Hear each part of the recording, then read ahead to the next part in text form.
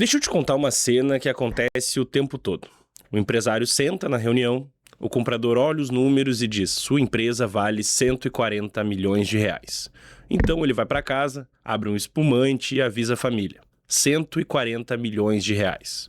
Aí, após a due diligence, na hora de fechar as contas, ele descobre que não vai receber 140. Ele vai receber 110. 30 milhões evaporaram. E ninguém tentou enganar ninguém. Como é que isso acontece? Como é que uma empresa que vale um número e o dono leva outro para casa? A resposta está em duas coisas que quase todo empresário confunde e que hoje eu vou fazer você nunca mais se confundir.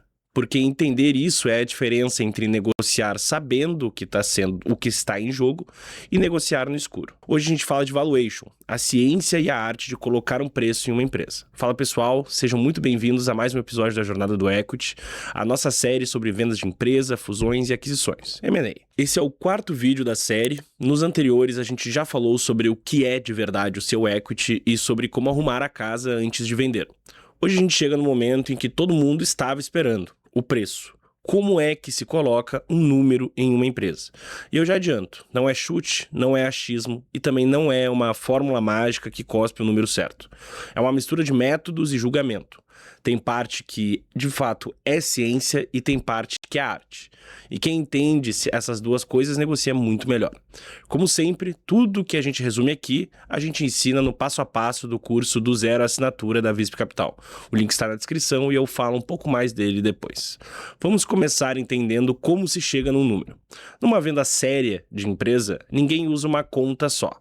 Se usa, na verdade, três formas diferentes de olhar para o mesmo negócio, como se fossem três lentes, cada uma mostrando um ângulo diferente. E é o cruzamento dessas três lentes que dá segurança no preço. A primeira lente é a mais rigorosa, e ela olha para dentro da sua empresa. A ideia é simples de se explicar. Quanto de dinheiro esse negócio vai gerar no futuro? A lógica é que uma empresa vale o caixa que ela é capaz de produzir daqui para frente. Então você projeta esse caixa nos próximos anos e traz ele a valor presente. Porque o dinheiro daqui a 5 anos vale menos do que o dinheiro de hoje.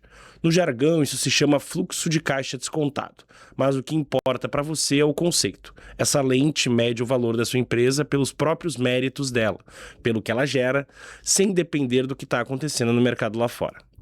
A segunda lente olha para fora, para os seus concorrentes.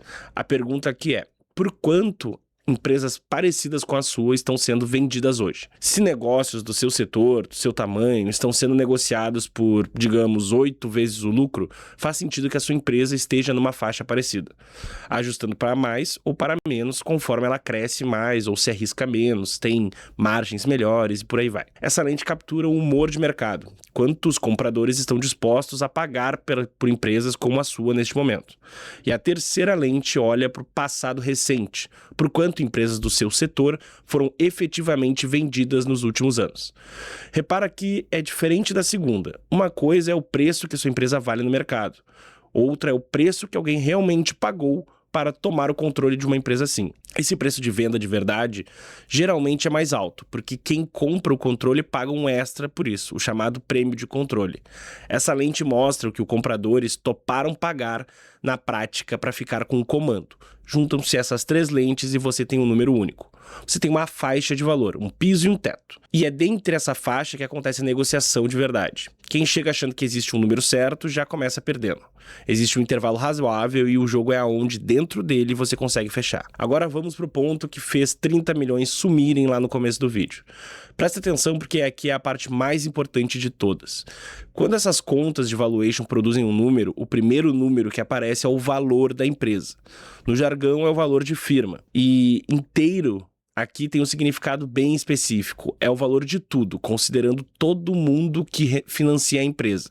Financiar a empresa não é só você, o dono, é você e os bancos.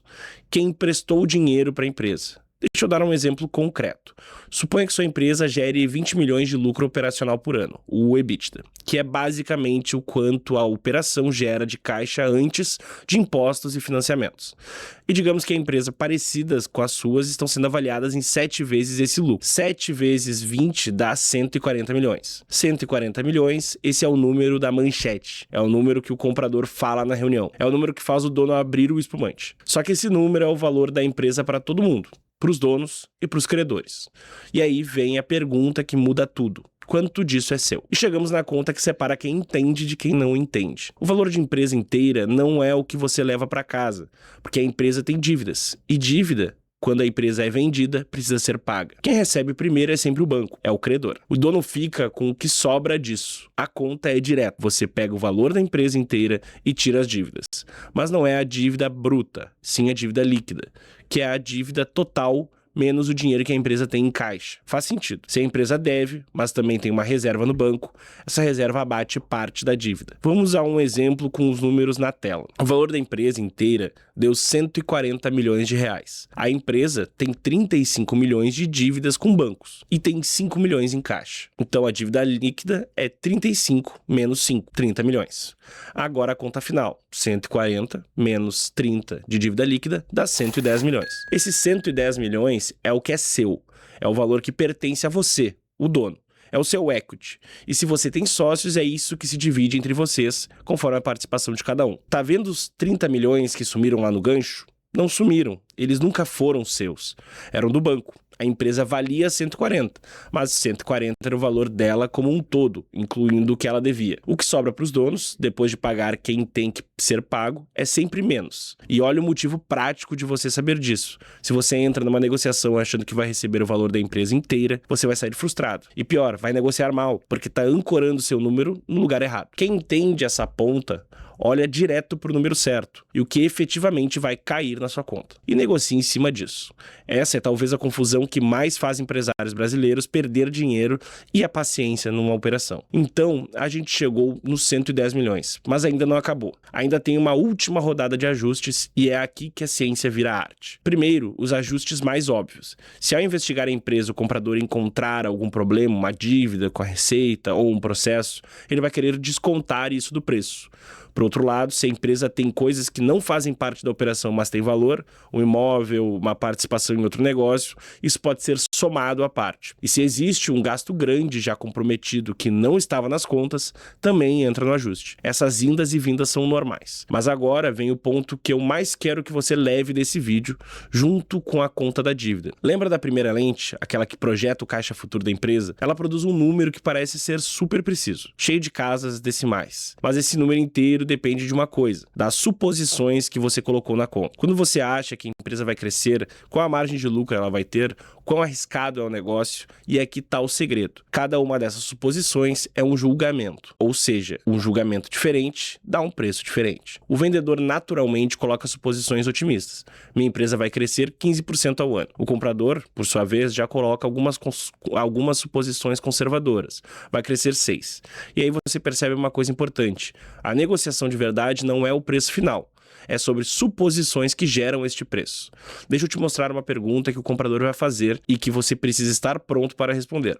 Ele vai olhar no olho e dizer: por que você está projetando crescer 15% se o seu setor cresceu apenas 6% nos últimos 5 anos? Se você não tiver uma resposta boa para isso, você perde poder na hora. Os seus 15 viram 6 só por uma canetada do comprador. E lá se vai uma fatia grande do preço. Mas se você tiver a resposta: eu vou crescer 15 porque eu já tenho 3 contratos novos assinados que entram no ano que vem, porque eu acabei de abrir uma praça nova que já está dando resultados, porque o meu pipeline comercial está documentado e mostra isso. Aí é diferente. Aí os seus 15 param de pé. E é por isso que eu digo que o valuation do vendedor precisa ser defensável. Nem otimista demais, que o comprador destrói na primeira pergunta, nem pessimista demais, que você se sabota sozinho. Mas fundamentado em dados, números do seu setor, em contratos que existem, em vendas que você já tem no radar. Um número que você consegue sustentar quando alguém empurra. Porque na negociação, o número que você não consegue defender, você também não consegue segurar. Vamos amarrar o que a gente viu hoje aqui então. Valuation não é um chute. E não é uma fórmula mágica. É o cruzamento de 3 lentes, o que a empresa gera por si só, por quanto empresas parecidas valem e por quanto empresas parecidas foram efetivamente vendidas. Isso dá uma faixa e a negociação mora dentro dela. Depois tem a conta que separa quem entende de quem não entende. O valor da empresa inteira não é o que sobra para o dono. Você tira a dívida e o que resta é o seu equity. A manchete de 140 pode virar 110 no seu bolso. E isso não é pegadinha, é matemática. E por fim, a parte que é a arte. O preço nasce das suposições, e cada suposição é uma disputa. Quem chega com um número defensável, ancorado em dados e em contratos reais, segura o preço. Quem chega com otimismo solto, perde ele na primeira pergunta.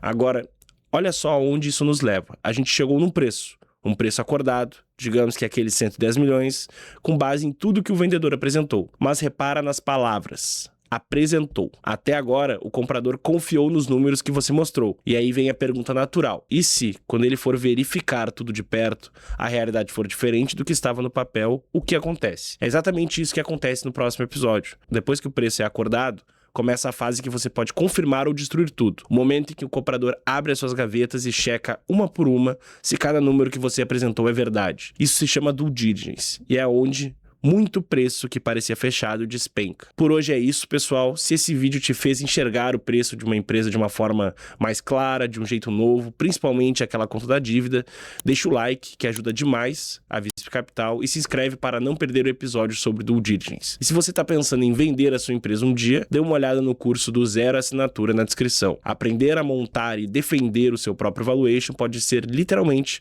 a coisa que coloca mais dinheiro no seu bolso numa venda. A gente se vê no próximo episódio da Jornada do Equity. Obrigado.